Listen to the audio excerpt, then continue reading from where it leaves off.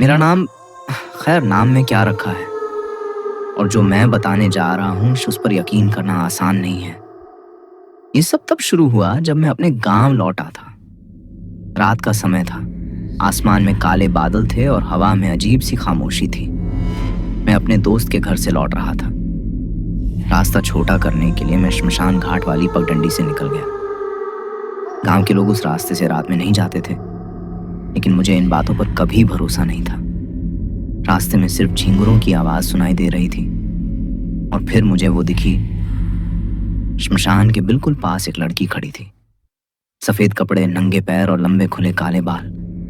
वो बिल्कुल स्थिर खड़ी थी, जैसे सांस भी नहीं ले रही हो। मैं उसके पास गया और पूछा, इतनी रात यहाँ क्या कर रही हो? उसने धीरे से मेरी तरफ देखा। उसकी आंखें एकदम सूनी थीं, लेकिन उसके चेहरे पर एक अजीब, मदहोश कर देने वाली खूबसूरती थी। वो बोली, तू मुझे पहचान नहीं रहा? मैं चौंक गया। मैंने उसे कभी देखा ही नहीं था, लेकिन उसे कैसे पता था कि मैं कौन हूं? मैंने पूछा, तुम कौन हो? वो थोड़ी देर चुप रही, फिर उसने एक कदम आगे बढ़ाया। हवा में अचानक उसकी सफेद पतली टांगों की चमक दिखाई दी। वो बहुत धीमी आवाज में बोली, जो तुम्हारे अतीत में था लेकिन तुमने याद नहीं रखा। और फिर वो अंधेरे में गायब हो गई। मैं डर गया था, लेकिन इसे मैंने वहम समझा। अगले कुछ दिनों तक सब सामान्य रहा, लेकिन फिर अजीब चीजें होने लगीं। रात को किसी के चलने की आवाज आती, कभी खिड़की खुद ब खुद खुल जाती, और फिर एक रात वो सीधे मेरे कमरे में थी, बिना दरवाजा खोले। इस बार वो बहुत अलग रूप में थी। उसने सिर्फ एक बेहद पतली झीनी सफेद शर्ट पहन रखी थी, जो पूरी तरह गीली थी और उसके शरीर से चिपकी हुई थी।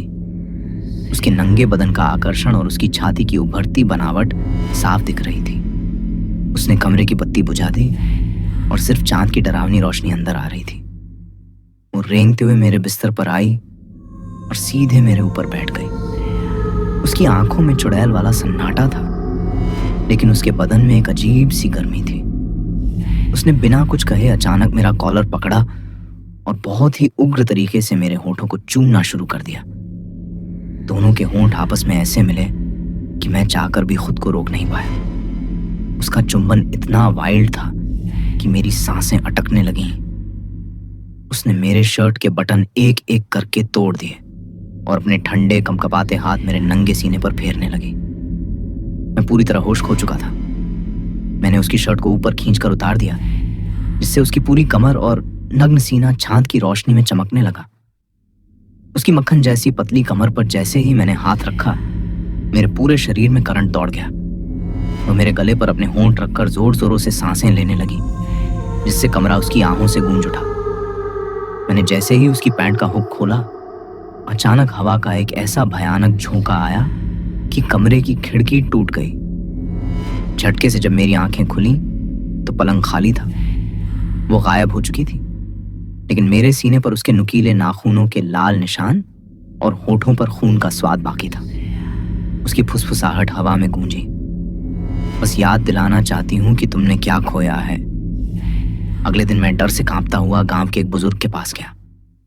उन्होंने मेरी हालत और सीने पर खरोंच के निशान देखकर कहा, तू उसी अधूरी आत्मा के चक्कर में फंस गया है। मैंने पूछा, कौन आत्मा? उन्होंने कांपती आवाज में बताया, बहुत साल पहले एक लड़की थी जिसकी मौत इसी श्मशान के पास तड़प तड़प कर हुई थी।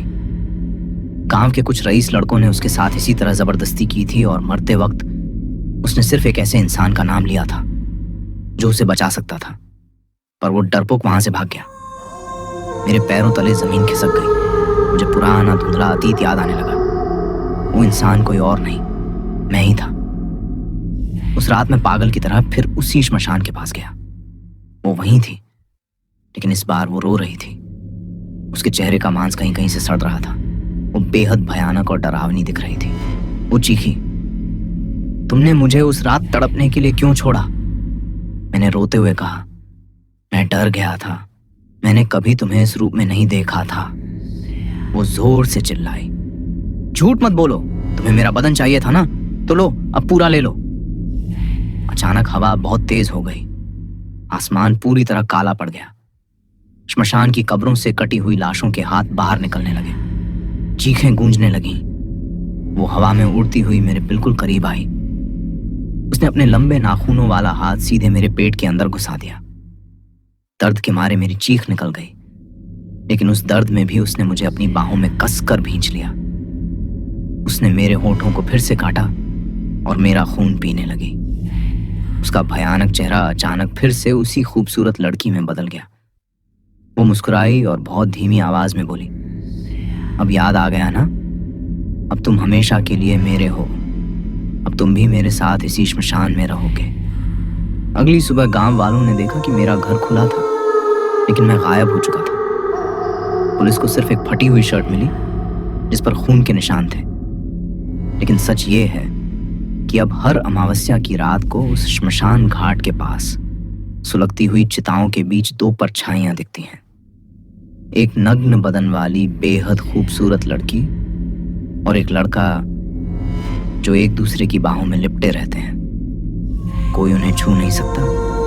बस हवा में एक रोती हुई डरावनी आवाज गूंजती रहती है जो किसी का नाम नहीं लेती, बस सन्नाटे में सिसकती रहती है।